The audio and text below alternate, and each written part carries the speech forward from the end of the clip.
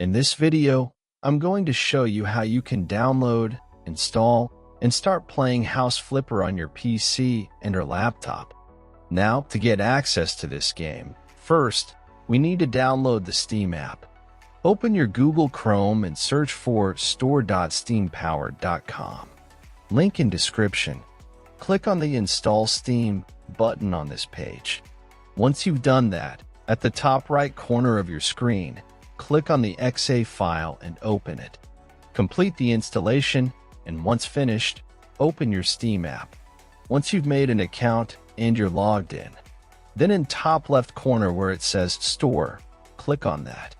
In the top right-hand corner where it says Search, you're going to type in the name of the game you're after, House Flipper. Now, from here, you're going to scroll down where it says Add to your carts, and you're going to click on that. Now, from here, you're going to click on Purchase for yourself to buy the game.